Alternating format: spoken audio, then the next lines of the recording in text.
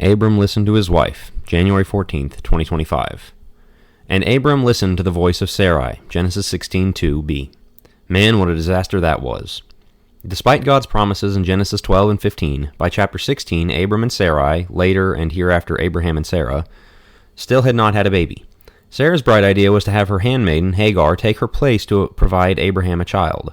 Unfortunately, he listened.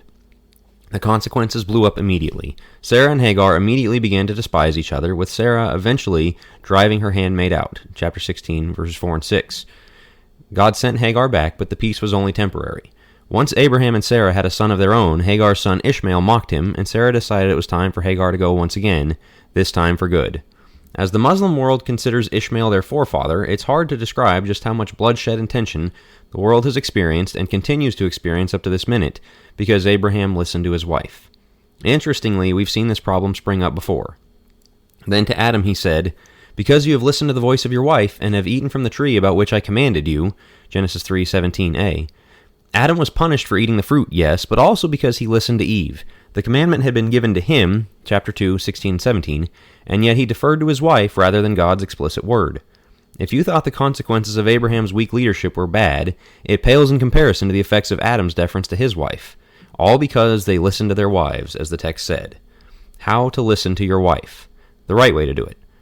Before anyone says I'm telling husbands to ignore their wives or women to sit down and shut up, there is clearly a place for each man to listen to the counsel of his wife.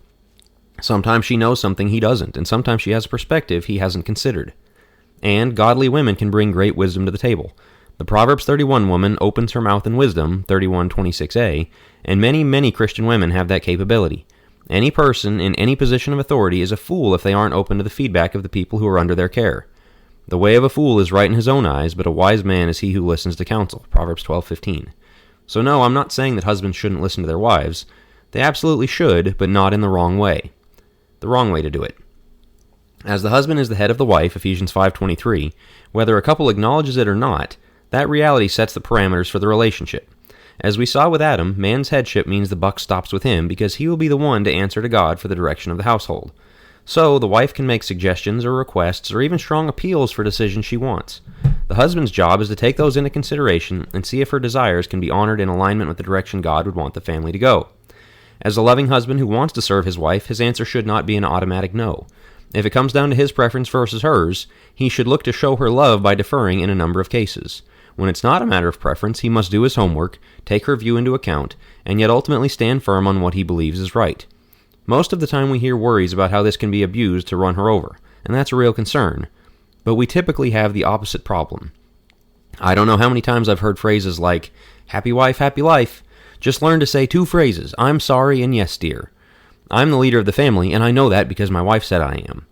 The twisted servant leadership concept has taught men that their job is to give in to keep their wives happy. But as Adam and Abraham taught us, giving in on a bad idea and letting the women get their way didn't create happiness. In fact, Sarah immediately regretted her decision and blamed it on Abraham. "May the wrong done me be upon you," Genesis 16:5. So, Abraham listened to his wife, it blew up in everyone's faces, and he got the blame anyway. In many of these cases, men give in because they don't want their wives to be mad at them. And just like Abraham, that's what they get anyway. And they get wives who don't respect them because they don't lead. Practically speaking, I don't want to oversimplify these exchanges.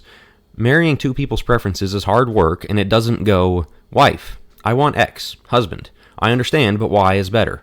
Wife, okay, that makes sense."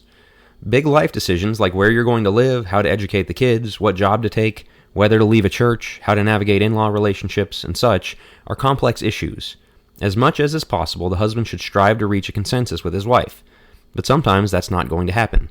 Sometimes she really wants something, and after prayer and consideration, he's decided to go in another direction.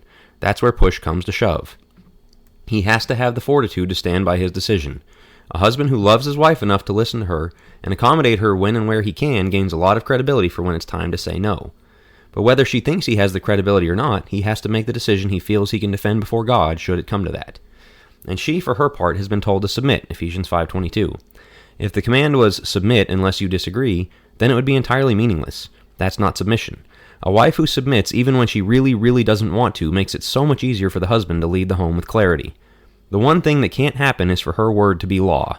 Him being in the habit of giving a submissive "yes, dear" will make everybody miserable. If the home, the church, and the society continue to be driven by women's preferences, and not on the basis of what's right and what's wrong, we're going to continue to have dysfunction on every front. But it starts at home. So husbands, don't be like Adam and Abraham in this area. Develop the art of listening and considering without being a rubber stamp. Thanks for listening. Join the email list at jackwilkie.co to get all the latest, and subscribe to the Church Reset podcast feed on whatever podcast app you use, or even YouTube, to get audio editions of all the articles and videos delivered straight to your phone. To become a supporting listener, again go to jackwilkie.co, where you can become a monthly or annual supporter. If you enjoyed this article, one of the best ways to support my work is by sharing it with others, whether via the podcast feed or by sharing the link via email or social media from the site jackwilkie.co. Thanks again.